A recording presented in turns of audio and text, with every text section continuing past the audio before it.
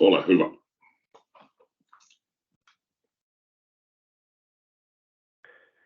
No niin, huomenta vaan taas kaikille ja Venskosken Pontus täällä totuttuun tapaan toivottelee teitä tervetulleeksi. Tervetulleeksi aloittaa tiistai tehokkaan pläjäyksen merkeissä, eli tiistain tehotunta ja tänään on taas vuorossa kaupallinen kertaus ja tosiaan Maijasen Tommi meille käy läpi näitä topikkeja, mitä me ollaan tässä nyt kevään aikaan kahlattu ja ottaa nimenomaan niihin tämmöistä vähän kaupallista kulmaa, eli miten tämä teille voisi sataa laaria ja toimia teillä niin kuin bisneksenä. Mutta mulla ei oikeastaan tämän kummempia, tunti on tiukka aika, eli käytetään se hyödyksi. Ole hyvä Tommi ja mukavaa päivää ja koulutusta kaikille. No niin. Oikein erinomaista tiistai huomenta kaikille ja mahtavaa nähdä porukkaa näin runsaslukuisilla linjoilla. Ja tuohon mitä Jukka sanoi täällä aamun viestin tuojaa, niin kuten Pontus sanoi, niin tänään puhutaan asioista kaupallisesta kulmasta. Toki mä näistä jotain teknistäkin ymmärrän, mutta jos teillä tulee sitten vaikeita teknisiä kysymyksiä, niin nappaillaan niitä ylös sitten ja minä sitten vastailen teille myöhemmin. Ja totuttuun tyyliin, niin ainakin minä haluaisin, että pidetään tämä niin kuin silleen keskustelun muotoisena. Eli saa kysyä, saa heittää tuonne chattiin kommentteja, vastaillaan niihin Pontuksen kanssa parhaamme mukaan. Ja nautiskellaan tästä. Tämä on nyt tosiaan kevään viimeinen kaupallinen veto ja kerrotaan tässä nyt tosiaan sitten tuolta niin kuin huhtikuun alulta tähän asti 4 vetoa mitä siellä on läpi käyty. Ja sitten vielä tämän esityksen lopuksi, niin meillä on iloisia uutisia sitten Pontuksen kanssa tuohon tulevaan syksyyn liittyen. Mutta tänään on aihepiirejä oikeastaan 3 tai 4, riippuu laskentaa vastaan, miten halutaan asioita laskea. Puhutaan ensin tuosta uudesta tai tuoreikosta tulokkaasta, eli Viva-tuoteperheestä. Eli mitä se käytännössä on niin kuin sisälleen syönyt, miksi ihmeessä Mikkis on tähän bisnekseen mukaan lähtenyt, minkälaisia palveluita sieltä löytyy, mihin käyttötarkoituksiin niitä ollaan suunniteltu, minkälaisia asiakkaita ne saattaisi mahdollisesti kiinnostaa, ja sitten katsotaan niin kuin topit ja flopit, ainakin Digikuun kokemuksen mukaan sieltä Viva-tuoteperheestä, mitkä on tällä hetkellä kypsiä asioita markkinassa käytettäväksi, mitkä välttämättä ei ole vielä kypsiä ja nimenomaan Suomen markkinassa. Sen jälkeen sitten puhutaan sinällään kohtuu mielenkiintoista kuviosta, eli miksi on purview tuoteperheestä, eli minkälaisia palikoita se on sisälleen syönyt, mitä kaikkea sillä pystyy tekemään, mitä ne asiakkaat siltä hakee, mitä ne asiakkaat siltä ei hae. Ja sitten vähän pureskellaan sitä purviota pienempiin osiin, eli puhutaan tuosta niin kuin insider risk ja information barriers kuvioista, eli mitä nämä edistyneet tekniikat käytännössä tarkoittaa sen suojauksen osalta ja minkälaisia kaikkeja hilavitkuttimia niillä pystytään sitten sinne asiakkaan 365 ja muihinkin tuotantoympäristöihin tekemään. Sitten loppuun namitellaan pikkusen aiheella Cloud App Securityn edistynyt käyttö tai Defender for Cloud Apps nykyään. Tunnetaan, mutta sama asia. Eli jos asiakkaat puhuu teille Cloud App Securitystä, niin kuin se mullakin tuossa virheellisesti kalvolla on, niin tunnetaan nykyään Defender for Cloud Appsina. Mutta täsmälleen sama tuote ja palvelu, eli siinä ei sinällään mitään sen ihmeempää ole.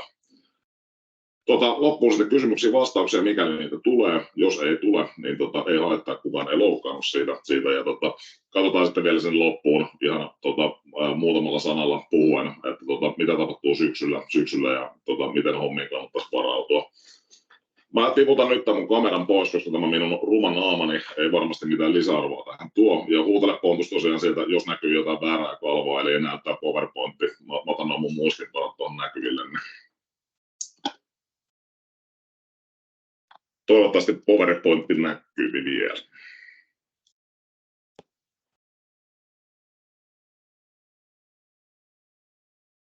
Kyllä näkyy. No niin, mahtavaa. Jes, kiitos kuittauksesta.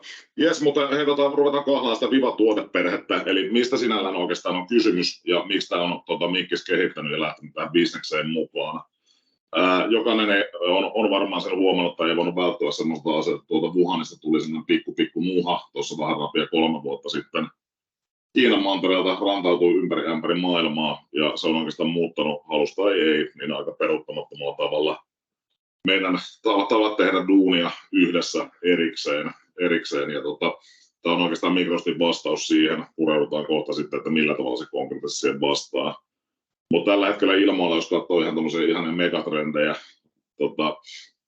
sekä kansainvälisesti että ihan Suomen mantereella, niin aika lailla on tämmöisiä fataaleja, jos kutsutaan hienosti kohtaanto-ongelmiksi työnantajien ja työntekijöiden mielestä. Eli työnantajilla on epävarmuuksia ja oikeastaan suoraan sanottuna tietyn tyyppisiä luottamusongelmia omiin tiimeihinsä, että tekeekö se Tommi siellä kotona mitään vai nukkuuko se.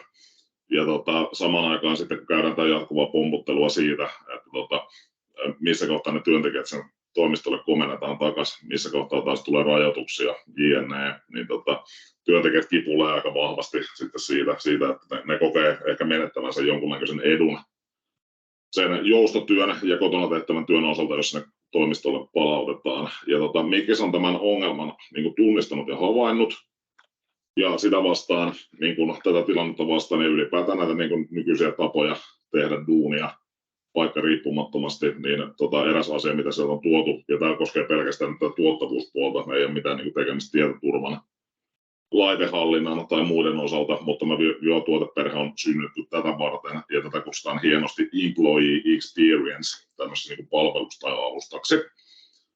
Saattaa kuulostaa ylähutulta, mutta tämä on aika pitkään ollut jo aika iso miljardibisnestä, en puhu nyt pelkästään Vivasta, mutta on niin kasvavaa bisnestä maailmalla ja ihan varmasti tulee kasvaa vielä entisestään.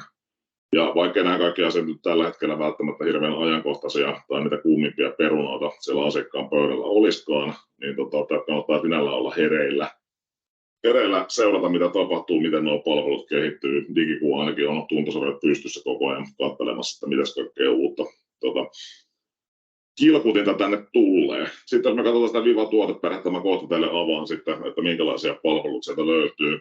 Mutta voidaan oikeastaan jakaa 3 tämmöiseen niin sanottu korkean yläkategoriaan. Eli tässä huomioidaan yksilön tarpeet, sitten huomioidaan oman tiimin tarpeet, eli vaikka nyt se myyntipumppu tai joku muu, ja sitten tämä pyrkii pureutumaan myös koko organisaation tarpeisiin tässä niin kuin hybridityömaailmassa, eli miten näitä asioita voisi taklata ja parantaa ne. Anteeksi, otin pikku välihuikon vettä. Mutta nämä 3 yhtälöä nyt käytännössä on ne kaikista keskeisimmät työelämään vaikuttavat asiat. Ihmisten ne duunit kuitenkin tekee, ja nämä on myös sitä eniten hajalla olevia peruspilareita tällä hetkellä. Kukaan ei oikeastaan tiedä mistä on kysymys tai miten pitäisi toimia. Tämä Viva-suite, eli ne palvelut, mitä mä tulen teille kohta kertomaan, niin tämä saattaa jonkun mielestä kuulostaa tämmöistä lisärahastuspalikalta. Tämmöinen Viva-suite, millä nämä kaikki palvelut saa käyttöönsä, niin maksaa noin 8,5 € per käyttäjä. Ja saattaa tosiaan kuulostaa siltä, että Mikkiksellä on taas uudet tulostavoitteet ja ne ei ole keksinyt mitään muuta myytävää. Mutta jos tätä mietitään sitten kohta, kun noihin palveluihin pureudutaan, niin kannattaa vähän miettiä semmoista juttua, että tämä 365 nyt kuitenkin on se ihan ylivoimaisesti maailman suurin ja käytetyin kollaboraatioalusta, missä se viestintä hoidetaan, missä asiakastyöt hoidetaan, missä dokumentteja pyöritetään ja muuta. Se tarkoittaa sitä, että miksi Mikkis on tässä niin kuin Viva-tuoteperheellä ihan kohtuu hyvässä asemassa, on se, että Mikkiksellä on kaikki se tarvittava data käytettävissä, koska globaalisti porukka 365 niin paljon käyttää.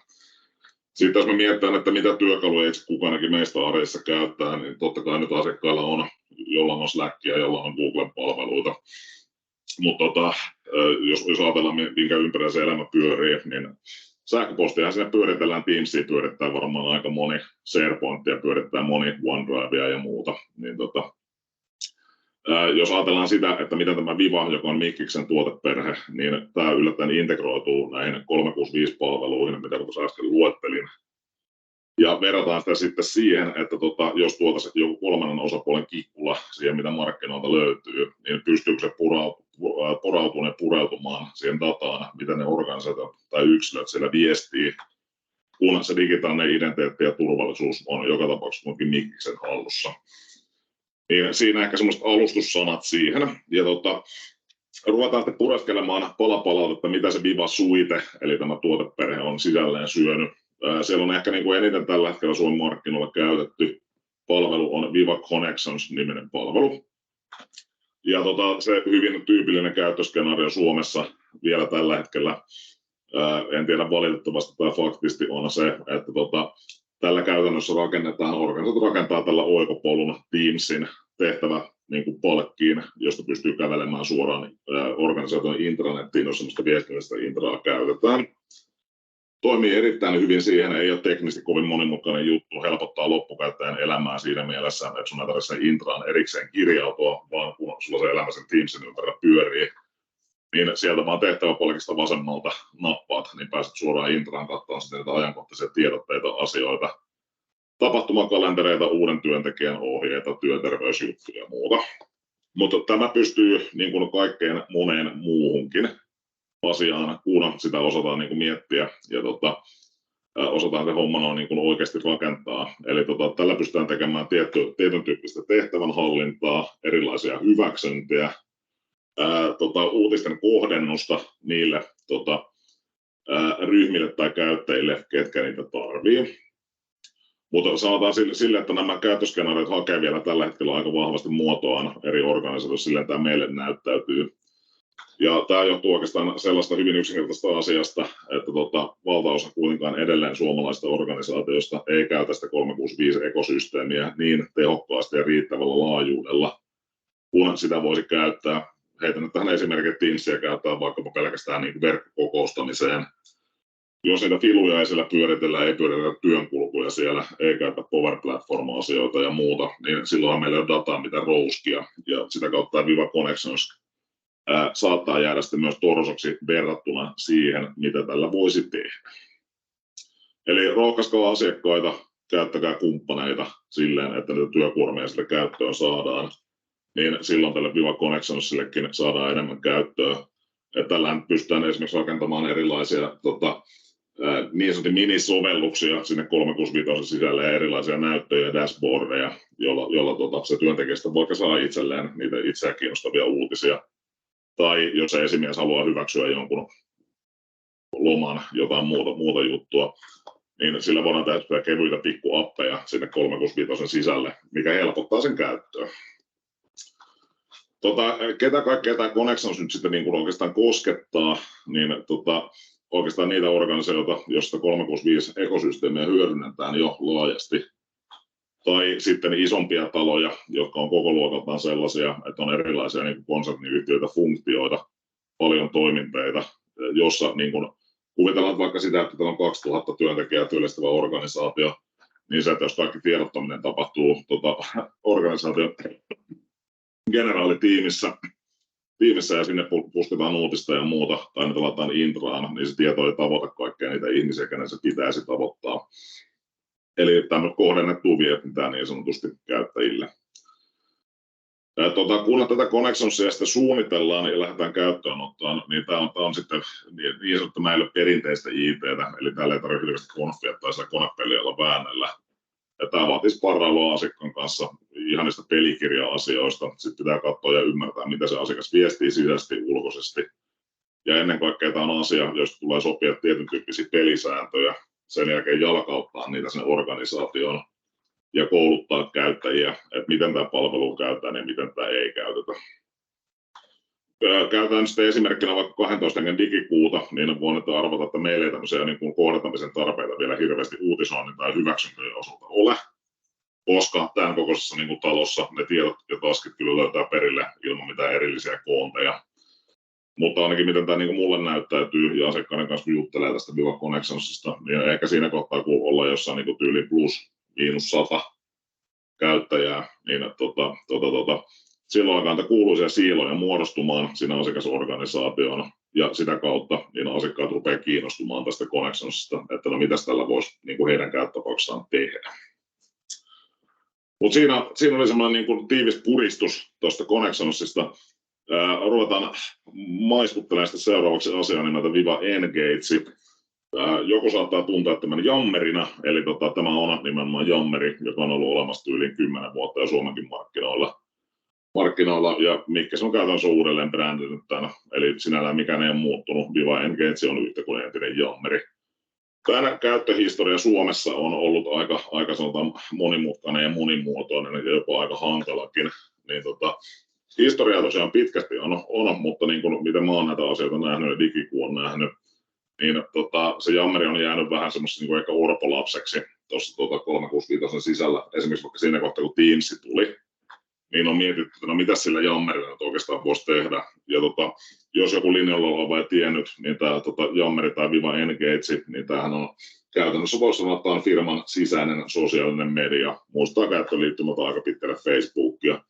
Eli tämmöistä niin kuin vapaampaa viestintää, vapaamuotoisempaa viestintää, kun esimerkiksi vaikkapa nyt sitten Intrassa tehdään tai Teamsissa tehdään. Mutta paljon on nähty epäonnistuneita käyttöönottoja Suomessa, ja se ei johdu siitä, että tuo tuote olisi jollain tavalla paska tai susi, vaan on nimenomaan se, että kun niitä palveluita ei ole roolitettu oikealla tavalla, ja se jammeri on vaan, tai Viva Engage on vaan väkisin puskettu sinne asiakkaalle, että tämmöinen on kliffa saada, kun joku johtaja päätti, niin silloin se tieto niin kuin pirstaloituu, siiloutuu. Joku viestii Teamsissa, joku viestii sähköpostilla, joku viestii Intrassa, ja loppukäyttäjä oikeastaan pysy niin kuin kärryillä, että missä pitäisi mitäkin viestiä. Mutta tätä ei tosiaan sinällään ainakaan muun silmissä tarkoitettu mitenkään semmoiseksi niin viralliseksi tiedotuskanavaksi, vaan se on nimenomaan vapaamuotoista, vaikkapa jotain firman sisäisiä harrastuskerhoja, kirpputoreja, tämän tyyppisiä juttuja, niin näitä on ihan hyvä pyörittää tuolla Engageit päällä. Toinen juttu, mikä on tätä niin kuin sinällään hankaloittanut ja miksi asiakkaat joutuivat vetämään tässä jokunen vuosi sitten, tuossa oikeastaan vuonna 2016, niin miksi asiakkaat joutuivat vetämään käsijarrustan Viva Engage, eli entisen jammerin osalta oli se, että kun silloin astuu voimaan tämä ihana GDPR-säännöstö, joka meitä kaikkia koskettaa, niin vuonna 2016 Mikkiksen rakentaman infran osalta, niin se tarkoitti sitä, että kaikki jammerissa oleva data asui Jenkkien puolella. Ja sitten kun GDPR-aalto löi, niin aika moni yritys joutui rollbackkään tuolta, että ei meidän niin mitään tietoa voi tuolla Jenkeissä olla.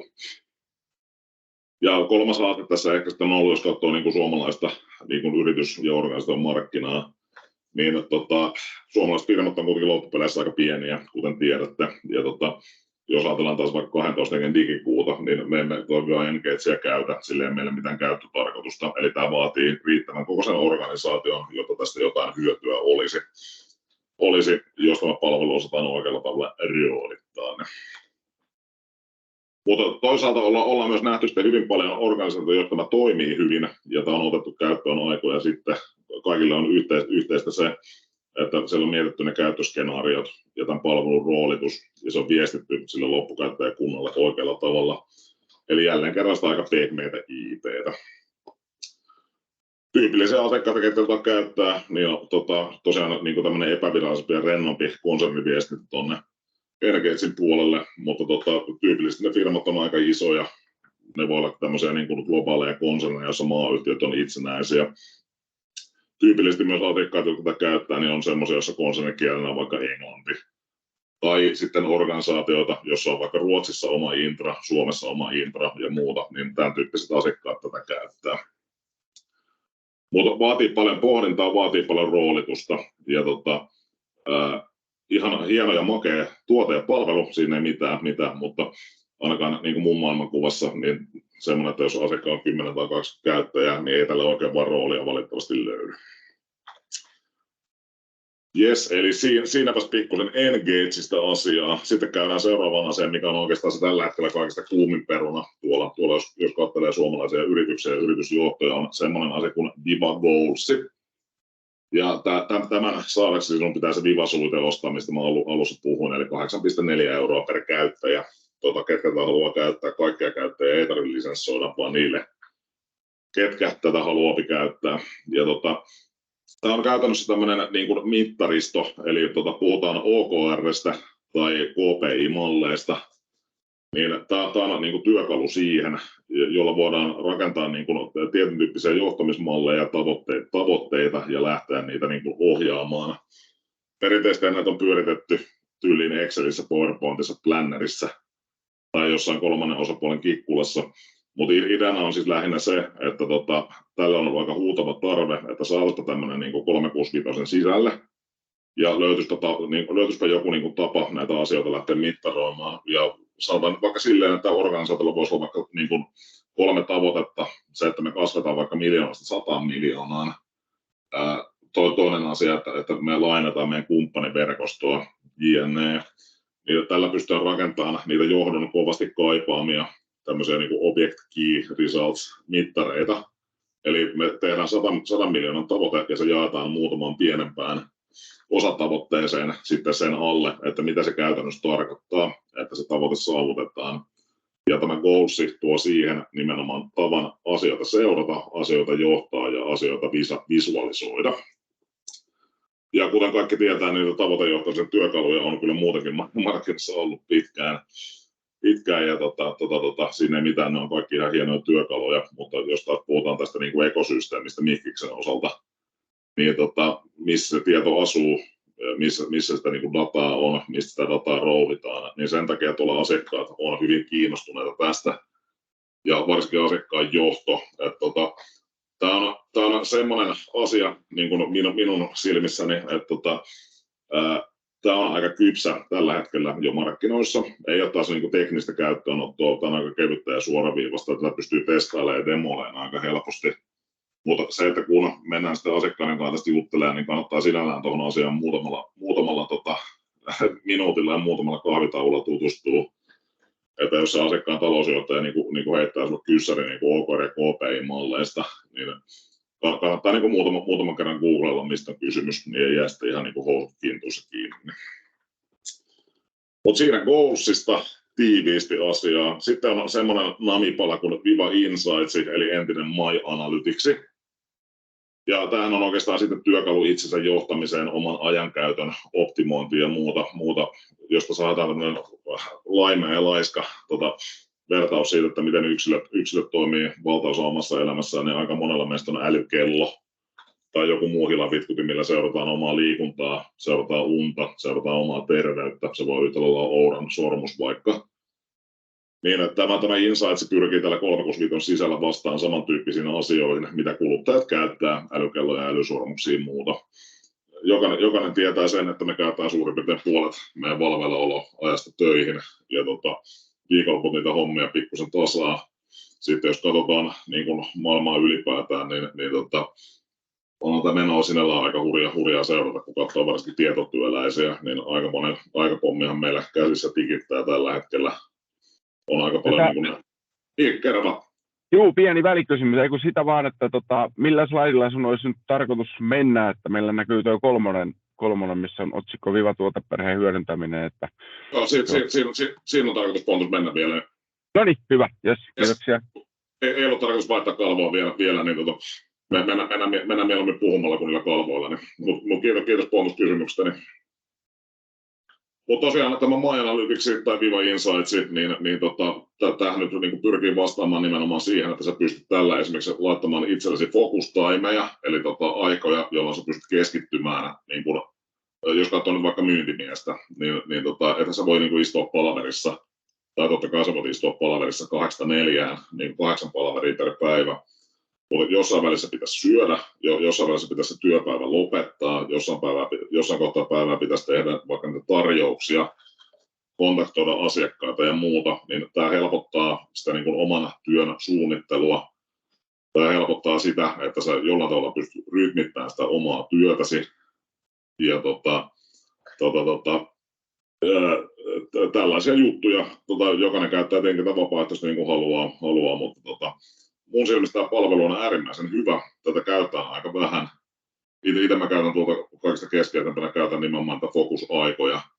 Plus sitten esimerkiksi niin kuin koneäly, joka niin kuin nuuskii noita mun sähköposteja. Sitten jota kautta niin kuin äly lähtee muistelemaan tekoälyn mua. Että tuolta asiakkaalta mä oon tämmöistä ja tämmöistä kysynyt. Tonne mä oon ja tarjonnut. Pyytänyt sitä ja tätä ja Ja tämä pystyy sitten muistamaan mua myös siitä, että onko mä saanut vastauksia kysymyksiin. Yksi ihan hauska juttu, mikä tuossa on myös sellainen asia saattaa kuulostaa vähän ituhippeilyltä, mutta on tämmöinen niin kuin virtuaalinen työmatka kotiin, koska ne kaikki, ketkä tekee toimistolla töitä, niin ne siirtyy toimistolta kotiin ja autoilee sieltä tai menee julkisilla, niin sä pystyt tuolta muun muassa ajastaan itselle sellaisen asian, kunhan sä virtuaalisesti painat, että muistapa Tommi nyt ruveta vähän lopettelemaan niitä töitä, jos noin niin kuin siltä tuntuu, mutta kannattaa perehtyä tuohon, ihan hemmetin hyvä palvelu. Sitten lyhyesti sieltä löytyy semmoinen kuin Viva Learning, tämä on tämmöinen LMS-alusta, eli virtuaalisen oppimisen alusta. Mielenkiintoinen palvelu, mutta on Suomessa erittäin torso. tällä hetkellä, ja se johtuu oikeastaan muutamasta asiasta, niin se johtuu siitä, että tänne Viva Learningiin, niin täällä on valtaosa matskusta, mitä tänne löytyy, ja tällä hetkellä, mitä tänne on tuotu, on Mikkiksen omaa propagandamatskua, tai sitten se on englanninkielistä materiaalia. Suomessa on kuitenkin valtaisat organisaatiot toimii sillä suomen kielellä, ja sitä kautta niin kun tälle enkunkieliselle matskulle, niin sitä ei niin hirveästi käytetä eikä sille käyttöskenaaria ole, mutta siinä kohtaa, kun tänne alkaa sitä materiaalia tulemaan, alkaa kumppaneita tulemaan ja muuta, niin siinä kohtaa tämäkin palvelu muuttuu varmasti hyvin mielenkiintoiseksi. Sitten vielä viimeisenä tuosta Viva-suitesta on semmoinen kuin Viva Topiksi. Tästä on erittäin vähän kerrottavaa tällä hetkellä, koska tästä ei suomalaiset organisaatiot saa mitään iloa, jos konsernikieli ei ole enkku. Eli tämä ei siis tue suomen kieltämä Viva Topiksi. Ainoastaan englanninkielen tuki, ja tämä tehtävä tai funktio, mihin tämä palvelu on kehitetty, on se, että se nimenomaan koneälyn ja automagiikan avulla, niin tämä Topiksi etsii niin kun, sinulle tärkeitä keskeisiä henkilöitä, dataa, minkälaista osaamista meiltä sitä firmasta löytyy, muuta, eli helpottaa sitä niin kuin normaalia käsien heiluttelua sen suhteen, että kuka tietäisi tästä asiasta jotain, mistä mä tuon datan löytäisin ja muuta. Siinä kohtaa, jos tälle jonain päivänä saadaan 5,6 miljoonan katajaisen kansan kielen tuki, niin siinä kohtaa tämä on hyvin mielenkiintoista. Mutta tällä hetkellä tuohon ei kannata hirveästi panostaa, ja mä en tiedä yhtään asiakasta, joka olisi hankkinut Viva-suita tämän Viva Topiksin takia. Niin lyhyesti kaupallisesti tämä Viva-juttu, niin kuten mä sanoin tuolla, niin ei mitään teknisiä projekteja tarjota, tai ei ole tarjolla taas parausta, suunnittelua, pelikirjoja, HR:n, muiden liiketoimintojen juttelua, koulutusta. Tähän pohjalisenssointiin liittyen, niin pitkä lista, mutta sanotaan, että jos sulla on ihan pohjalla vaikka Exchange Online Plani 1 tai Plani 2 ja siitä ylöspäin, niin silloin sä pystyt Vivaa tuolla hyödyntämään. Ja nyt Pontus, kun siellä malttanut, kun kyselit, että milloin se kalvo vaihtuu, niin nyt se vaihtuu. Eli siinä oli Viva, ja mennään seuraavaksi aiheeseen nimeltä Purview. Ja meidän Mustila Riku on vetänyt tästä 2 vetoa nyt teknisesti tämän kevään aikana. Ja jos jotain kiinnostaa ja haluatte käydä katsomassa, niin Pontus voi kertoa, mistä tuon sitten löytääpi. Mutta otetaan tälle asialle pikkusen taustoja ja historiaa ylipäätään, että miksi tämä Purview-tuoteperhe, joka sisältää erilaisia hilapitkuttimia, niin miksi tämä on, niin kun, miksi Microsoft tähän panostaa, miksi nämä palvelut kehittyy ja muuta. No kuten tuolla aiemmin puhuttiin, niin se 365 on ylivoimaisesti yleisin yhteistyöalusta maailmalla, siitä ei pääse mihinkään. Ja vaikka me tuolla vähän sapiskaa annankin suomalaisille organisaatioille, niin siitä huolimatta valtaosa käyttää sitä kuitenkin muuhunkin kuin pelkkään verkkokokoustamiseen tai sähköpostin lähettelyyn. Sitten jos katsotaan taustoja, niin Mikkiksen tietoturva ja tietosuoja oikeastaan heidän omien sanankin mukaan, jos mennään 5-6 vuotta taaksepäin, niin se ei ollut kovin uskottavaa asiakkaiden silmissä. Tällä hetkellä sitä on. Mikkiksen kehitysvauhti tuolla käyttäjämäärällä sillä datalla, mitä niillä käyttävissä käyttäjistä on, yhtä lailla heidän budjetti niin kuin tuotekehitykseen. Ne taitaa mun mielestä laittaa, onko se 5 vai 6 miljardia vuodessa niin kuin EU-alueella pelkästään tietoturvan kehittämiseen, niin siitä voitte arvata, mitä vauhtia sieltä hommaa tulee. Ja sitten tosiaan paikkariippumaton työ verkossa, niin se on tullut jäädäkseen halus tai ei, kuten tuolla aiemmin puhuttiin. Ja miten se nyt vaikuttaa tähän Purviewhyn, niin puhutaan siitä kohta.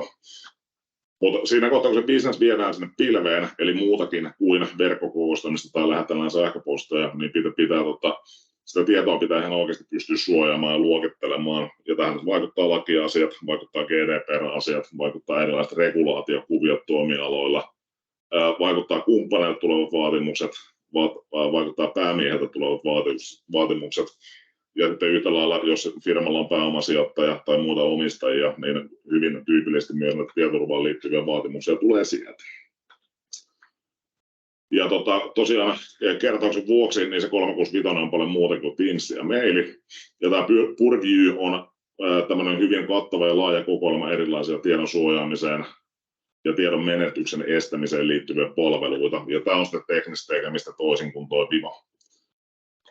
Jokaisessa näissä palvelussa ihan yhtä lailla, jos puhutaan vaikka Intunen laitehallinnasta, Autopilot-toimitusputkista, Conditional Access tai muista, niin näitä palveluita on saatavilla eri lisenssivaihtoehdoilla mutta yhtä lailla kun äsken mainitussa Intunes tai CS, niin yksikään näistä ei tee asiakasta onnelliseksi siinä mielessä, että sä ostat sen lisenssin ja laitat sen käyttäjälle päälle. Niin näin ei tapahdu. Eli tässä on tällä hetkellä tekemistä paljon ja sitä tulee riittää jatkossa varmasti myös äärimmäisen paljon. Mitä tämä tarkoittaa mun silmissä lisensointimielessä, niin se, että asiakkaat pyörittää niin kuin business basicia tai business standardia, niin näillä asioilla sitä tietoa ei pysty suojaamaan ja luokittelemaan sillä tavalla, kuten voi nuo tietyt niin kuin laki tai GDPR tai regulaatioasiat vaatia. Ja semmoinen varoituksen sana, mä katselin nämä Mustilan vedot tuossa viikonloppuna, kiitos Pontukselle linkeistä, niin se, että kun lähdetään tätä Purviewn osia, joihin kohta mennään, niin kun näitä lähdetään ottaa sitten käyttöön, niin käyttäkää aina harkintaa ja miettikää yhdessä koko asiakkaan organisaation kanssa, ei pelkästään IT:n kanssa, että mitä tämä tiedon suojaus, mitä tämä tiedon luokittelu käytännössä tarkoittaa, koska tässä voi käydä pahimmillaan siten, että jos lähdetään tekemään teknisiä konfeja, painelee jotain nappeja perjantaina päälle, tullaan maanantaina takaisin töihin, niin huomataan, että niin asiakkaan global adminikaan ei pääse enää, koska meillä on tämmöiset suojaukset ja luokittelut päällä. Ja se saattaa myös johtaa niin kuin pahimmillaan siihen, että siihen dataan ei käsiksi päästä, mutta saattaa johtaa sitten myös siihen, että siitä tulee tietyn tyyppisiä oikeushaasteita sitten. Eli näissä kannattaa käyttää aina harkintaa, älkää menkö tekemään mitään ennen kuin asiat on niin kuin hyvin kartoitettu ja ymmärretty, mitä ollaan tekemässä, miksi ollaan tekemissä. Mutta sitten jos katsotaan sitä Purview-tuoteperhettä no, niin kuin muuten, niin mistä sitten sinällään ylätasolla kaupallisesti on kysymys ja mitä sillä voi tehdä. Niin tosiaan tietoa voidaan tunnistaa, tietoa voidaan suojata, voidaan estää sen tiedon menetystä, voidaan hallita tietoa ja ylipäätään koko niin kuin tilannetta siihen asiakkaan dataan liittyen. Ja kertauksen vuoksi Nippu ja kokoelma on sitten entuudestaan tuttuja ja uusia palveluita yhden sateenkaaren alle koottuna, eli tämä Purview-tuoteperhe.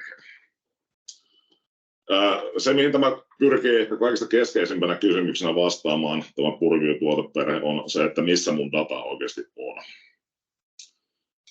Ja jos tämä jaetaan ehkä 4 eri yläkategoriaan, että mitä tämä Purview pystyy tekemään, katsotaan sitten kohta, mitä ne palvelut sen Purviewn sisällä on.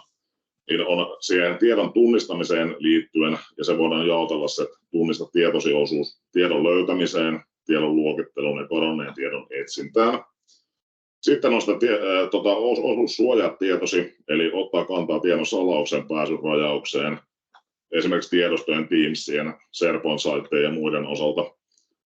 Sitten yksi yläkategoria on tietojen menetyksen estäminen, eli se voidaan jaotella oikeastaan 3 alapallukkaan: riskien hallinta, viestinnän segmentointi ja erilaiset data loss prevention tekniikat. Ja sitten yksi yläkategoria, mitä tällä pystyy tekemään, on se tiedon hallinta, eli oikeastaan elinkaaren hallinta sen tiedon osalta ja vaatimuksen mukaisuuksien hallinta. Jos sitten tunnista tietosi, mikä oli eka, niin katsotaan muutama juttu, mitä se on niin kuin sisälleen syönyt teknisesti. Eli sieltä löytyy tämmöinen Content Explorer-toiminta. Ja tämän tehtävä on näyttää tietomääriä ja työkuormia niin kuin eri 365-palvelujen sisältä. Eli esimerkiksi Exchange Onlineista, SharePointista, OneDrivesta, Teamsista ja muuta. Ja tämän idean on hakea esimerkiksi työkuormista tietyn tyyppisiä tekstiketjuja, jos yritys on asettanut omiin politiikkoihinsa vaikka silleen, että me ei sähköpostilla laitella hetuja tai muuta, niin tämä pystyy ja pyrkii löytämään esimerkiksi vaikka tekstin sisältä, jos on 200-merkkinen teksti siellä, ja tämä Content Explorer huomaa sen, että tuolla on hetu tai tuolla on Y-tunnus välissä, niin silloin blokkaa sen, tai se ainakin huomauttaa käyttäjää, että äläpäs nyt lähettele Tommi tämmöisiä meilejä ulos, koska meidän politiikka ei tämmöistä salli. Nämä tiedot on toki suuntaantavia, että esimerkinomaisesti suomalainen Y-tunnus saattaa vastaan jonkun maan hetua ja muuta, eli näitä ei kannata sinällään ottaa semmoisena niin raamatullisena totuutena, mutta pyritään tosiaan niin kuin välttämään semmoista niin kuin epäterveellisen tiedon lähettelyä sitä firmasta ulos.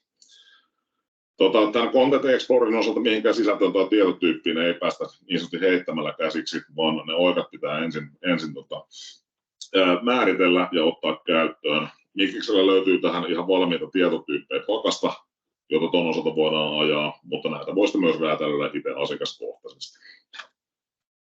Sitten on ehkä se tunnetumpi palvelu tuosta niin kun tunnista tietosi osuudesta, niin on Sensitivity Labels, joka on itse ollut aika pitkään markkinoilla saatavilla, kehittyy hurjaa vauhtia.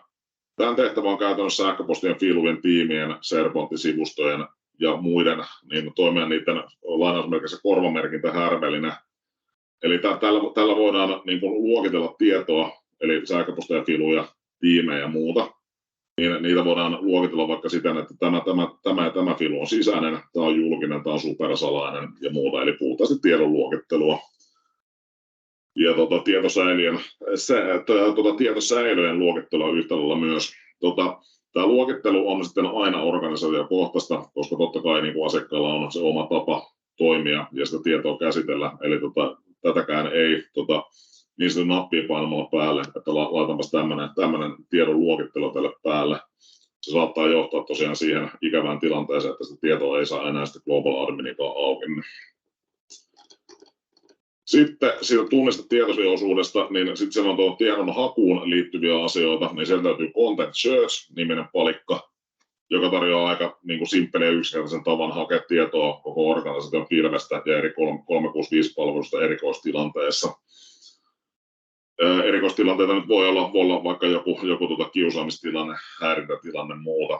Sen lisäksi sieltä löytyy e-discovery-toiminnat, joka on tämmöinen prossimainen työkalu tilanteiden hallintaan. Eli jos esimerkiksi viranomaiset tulee joku tietopyyntö johonkin henkilöön tai asiaan liittyen, niin onnistuu touhut. Sitten se suojatietoisuus, niin sitten kun ollaan määritelty se luokittelu, niin sen jälkeen olisi varmaan ihan hyvä tietää, että mitä tietoa meillä nyt olikaan, ja sen jälkeen voidaan miettiä ja määrittää, että miten sitä halutaan suojata. Ja tähänkin on hyppää apuun vanhan kunnon tuttu Sensitivity Labels, mistä tuolla aikaisemmin puhuttiin. Eli tämän avulla sitä tietoa voidaan lähteä sitten salaamaan. Kunhan se tieto on ensin luokiteltu, että onko tämä sisäistä, onko tämä julkista, onko tämä supersalasta ja muuta, niin sitten voidaan lähteä määrittämään juurikin niille Teamsille, filuille, SharePoint-saitille ja muuta. Voidaan lähteä niin määrittämään muun muassa seuraavia asioita, että kuka siihen tietoon pääsee käsiksi, kelle se on saatavilla, kuka sen tiedoston saa avata ja mitä se käyttäjä sillä tiedostossa saa tehdä. Saako se niin lukea sitä pelkästään, saako se muokata sitä, saako se ladata sitä, saako se jakaa sitä eteenpäin ja muuta. Eli varsin monipuolinen työkalu tähän käyttötarkoitukseen. Tähän löytyy myös ihan makea automaatiokerros sitten jolla näitä asioita voidaan automatisoida by Mikkis, mutta tämä on tosiaan aika sensitiivistä tekemistä, se nimi on Sensitivity Labels, niin kannattaa olla hemmetin varovainen, sori kun mä tätä toistelen, että ennen kuin lähtee mitään tekemään. Sitten sen salauksen lisäksi tai sen tiedon käsittelyn lisäksi, niin sitä tietoa voidaan myös tai sisältöä voidaan merkata. Eli me voidaan lähteä merkkaamaan vaikka kokouksia, tiedostoja, tiimejä ja muuta, niin me voidaan lähteä tekemään dokumentteihin, kokouksiin, vaikkapa erilaisia vesileimoja. Että tämä kokous on salainen, tämä tiedosto on supersalainen. Voidaan tehdä erilaisia ylä-alatunnisteita sinne, jne. Ja nämä tiedot sitten lisätään niihin tiedostoihin tai muihin asioihin, kun se on luokiteltu. Yhtä lailla sitten tällä Sensitivity Labelsillä niin voidaan lähteä Teams-kokouksia ja chatteja määrittämään ja suojaamaan niitä. Eli voidaan katsoa, ketä sinne kyytiin tiesee. Tämäkin on ihan relevanttia niin kuin isoissa firmoissa, että sinne ei tule kukaan niin kuin huiniin tai kuuntelee tai huitoon, kuka sinne ei kuulu, jos se on se linkin saanut jostain vahingossa. Voidaan katsoa, kuka voi esittää mitäkin. Voidaan rajoittaa muun muassa chatin käyttöä tai ylipäätään pääsyä siihen.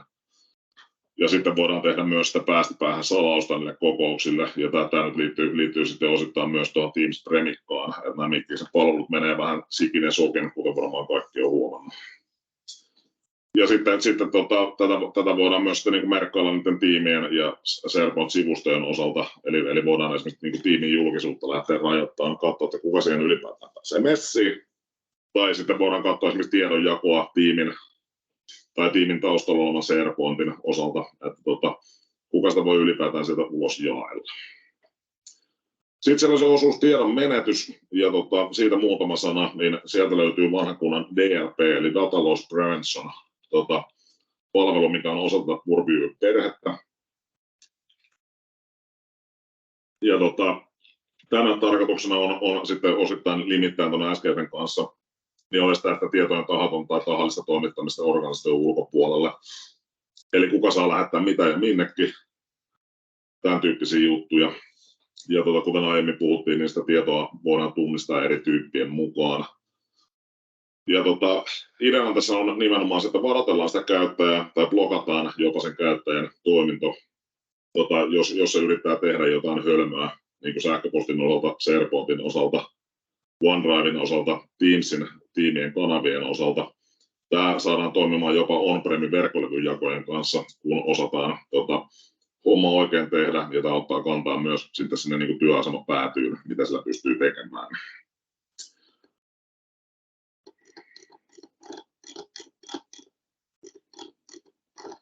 Sitten mä vaihdan kalvoa teille tuosta. Puhutaan sitten muutama sana tuosta niin kuin Insider Risk Managementista ja sitten puhutaan myös siitä Variance-kuviosta.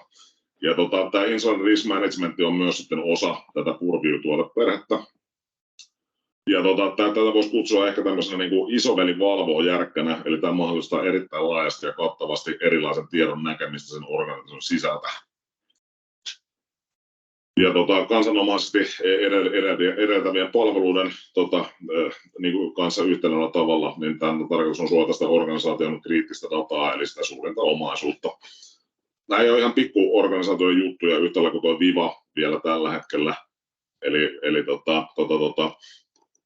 tällä niin kuin Insider Risk Managementille, niin jälleen kerran jos on niin kuin 10 hengen organisaatio, niin tällä ei varmaan tällä hetkellä vielä käyttöä ole. Tämä on myös lisensointimielessä sen verran hankala ja haastava ja kallis juttu, että ei oikein tuonne PK-sektoriin mene, mutta varmasti jossain kohtaa tulee. Ja mihin tämä niin kuin Insider Risk Management niin kuin käytännössä vastaa, niin tämä auttaa havaitsemaan ja torjumaan organisaation sisäisiä tahattomia tai tahallisia haitallisia toiminteita. Ja heitetään muutama esimerkki niistä. Saattaa olla niin jotain IPR:ään liittyviä varkaustoiminteita, erilaisia tietovuotoja, erilaisia tietoturvapolitiikan rikkomuksia, mitä firma on asettanut, erilaisia vaikka näitä kiusaamistapauksia, mitä mä tuolla aiemmin esille nostin. Eli käytännössä tämä pyrkii tunnistamaan sisäisen käyttäjän liittyvän riskin ja tekemään sitä kautta sitten automaation toimella erilaisia toimenpiteitä, ettei se käyttäjä pääse pelleilemään ja mukailemaan.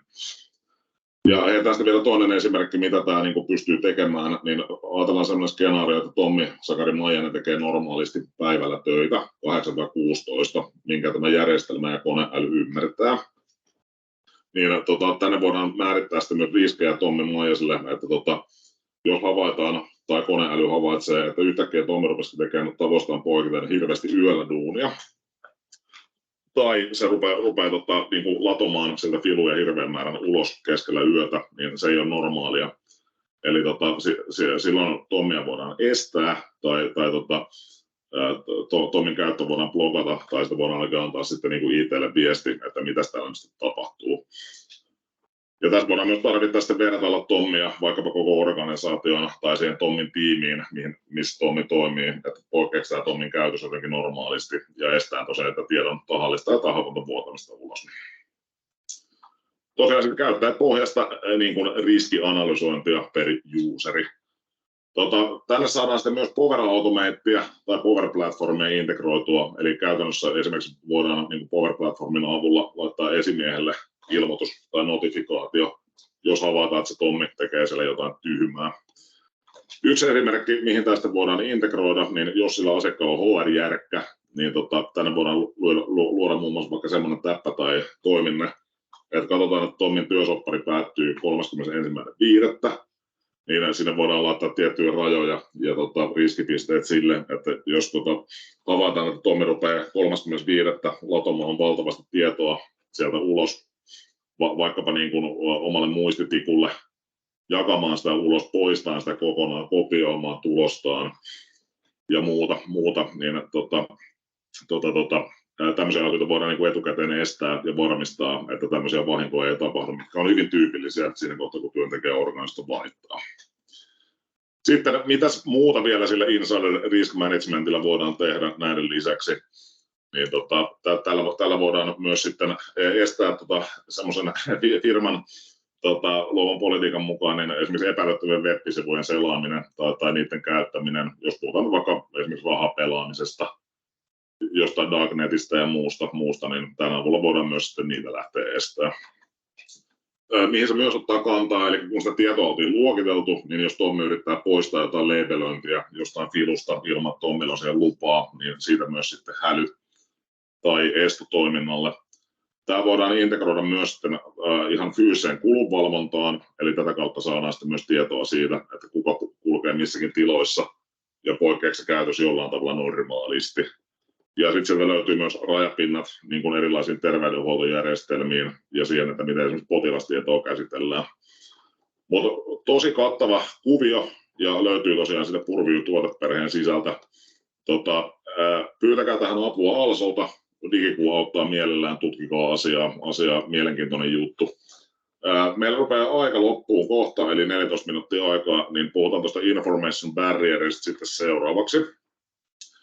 Tämän ideana on se, että jos asiakkaalla on tarvetta lähteä sitä viestintää sen organisaation sisällä, jälleen kerran tämäkään ei ole palvelu, mikä menee tuonne PK-sektoriin, koska esimerkiksi Digikuulla ei ole tarvetta 12 hengen porukalla lähteä segmentoimaan sitä, että myynti ja markkinointi ei voi keskenään viestiä tai keskustella 365. Eli tämän palvelun, kuten nimikin kertoo, niin siinä voidaan luoda tämmöisiä niin kuin tietomuureja niin sanotusti.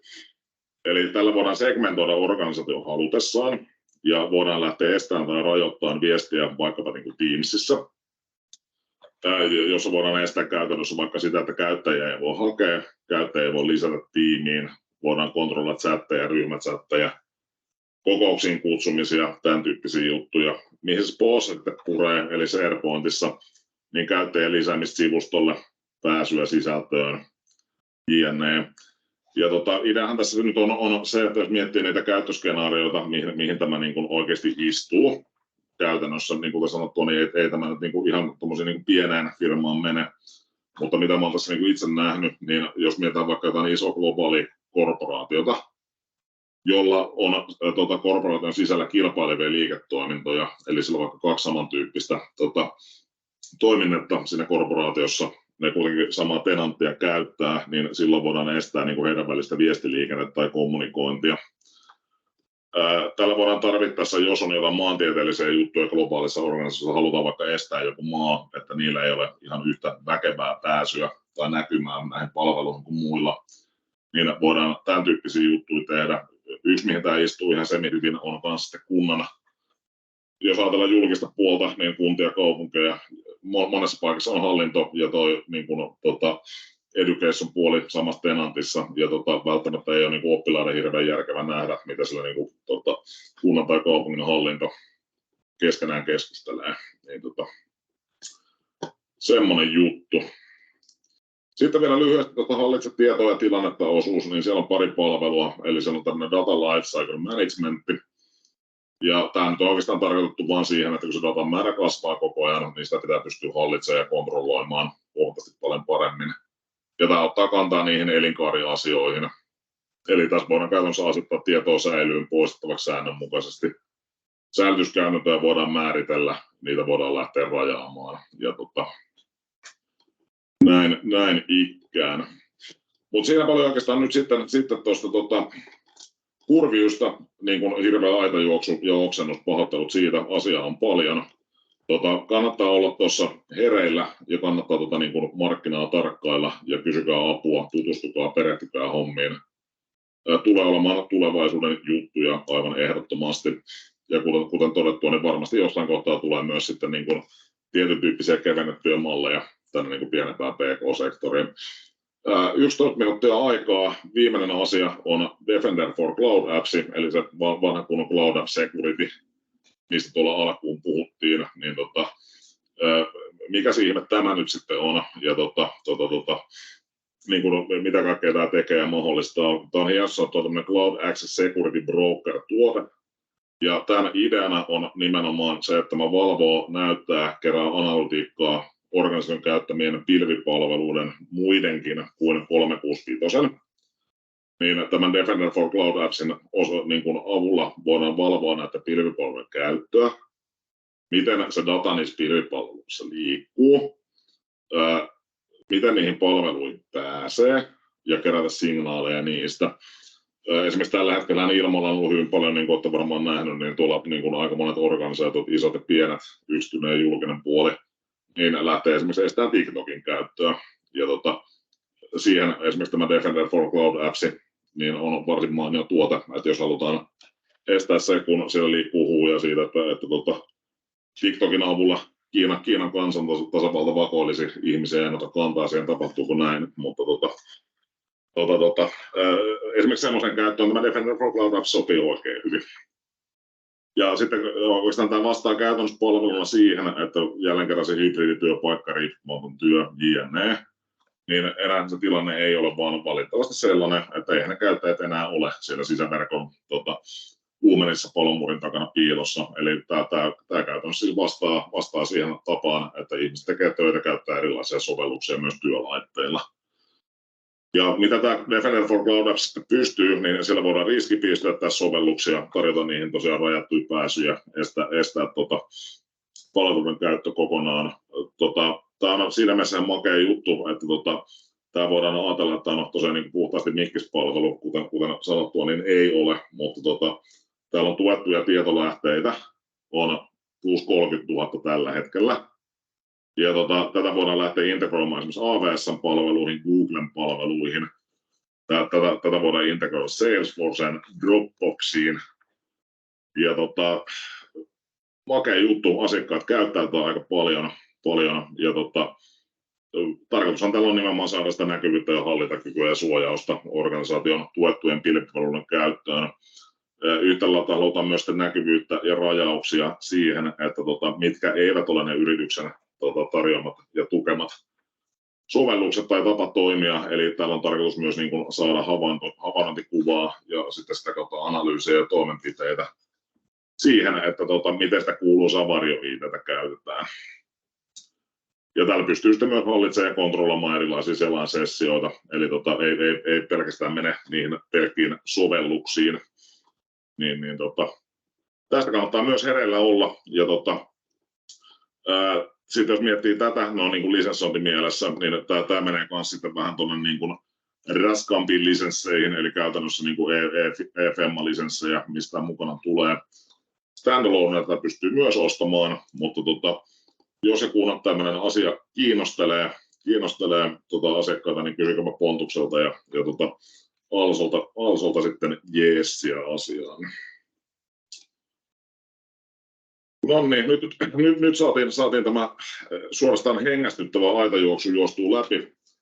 Pahoittelut, asiaa oli paljon, sitä oli varmaan vähän liikaakin, mutta mitäs tässä kohtaa niin kun arvon raati ja kuulla olevat ihmiset, niin heräskö jotain ihmeellistä kysymystä tai kommenttia?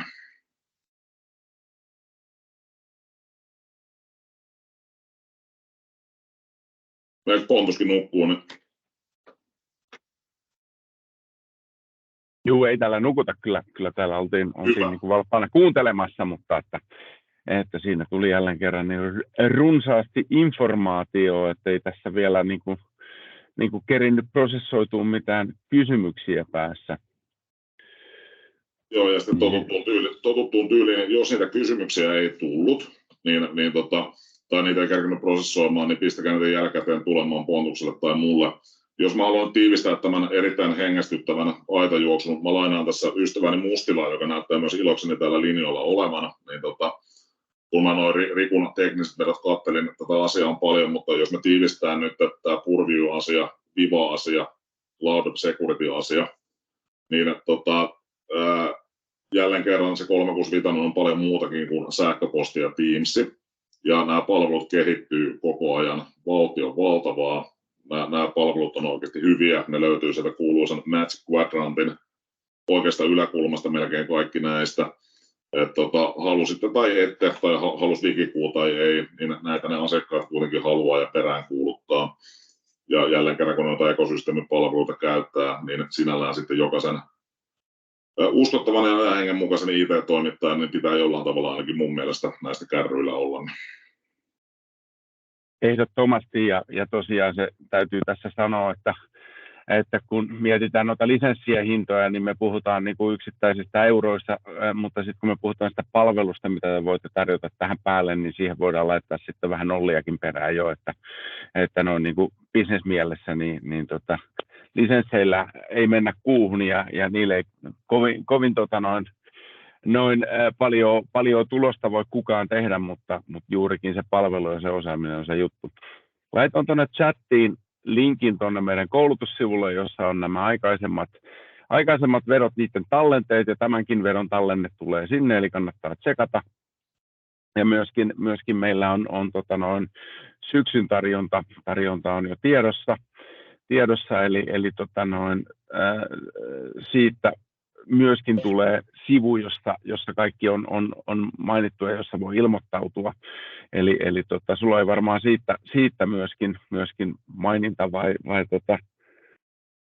No, Pontus, as you know, kuten Lontoossa sanoisi suutarin lapsella kengät. Sen verran mä muistan, että se elokuussa alkaa, ja niitä vetoja on nyt sama määrä kuin keväällä oli. Siitä lämmin kiitos Alsolle ja Microsoftille, mutta sitä tarkkaa päivämäärää mä en nyt muista. Mä voisin kaivaa sulle, jos sä haluat. Mä voin sen tästä vilauttaa, no worries. Yes. Eli tässä mulla on myöskin nämä aiheet, jos semmoinen sopii, niin mä tuosta vähän nappaan ton homma haltuun. Eli näkyykö tämä nyt? No joo vain. Jees, eli 22.8. aloitellaan kello 9 totuttuun aikaan ja Intunesuite. Sitten siitä eteenpäin monia muita erittäin kiinnostavia aihepiirejä. Eli sellainen samanlainen sivusto kuin näille meidän kevään tarjonnalle, niin on juurikin työn alla ja siitä tulee kyllä linkkiä teidän organisaatioihin ja siitä on laitettu tietoa jo etukäteen. Eli laittakaa korvan taakse ja muistakaa ilmoittautua heti kun saatte siihen tarvittavan linkin, niin varmistetaan, että teillä on tätä loistavaa tietoa myöskin syksyllä sitten saatavilla. Juuri näin. Ja mä komppaisin vielä Pontusta tuossa asiassa tuohon kaupallisuuteen liittyen, kuten kaikki läsnä olevat sen tietääkin, mutta jos me jätetään se viva tästä esityksestä ulos, mikä ei sinällään sitä teknistä konfia ole, eikä vaadi semmoista perinteistä ylläpitämistä, mutta jos me tuota purviyytä katsotaan ja niitä palveluita, mitä mä tuossa oksensin teille äsken kovaa vauhtia, koska aika oli rajallinen, tai katsotaan tuota Defender for Cloud-appsia, niin ne asiakkaat kaipaa sitä huolenpitoa, kädestä pitämistä, jatkuvaa palvelun läpikäyntiä, koska ne palvelut muuttuu koko ajan, niin tulee uusia ominaisuuksia.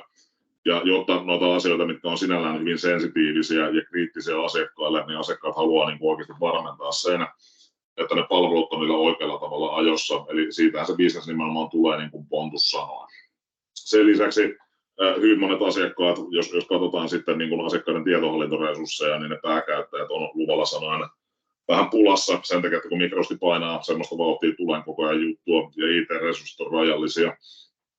Digikuu muun muassa on hyvin paljon kouluttanut suomalaisten organisaatioiden ja myös IT-talojen pääkäyttäjiä, että miten näitä romuja pitäisi sitten käytännössä ajella.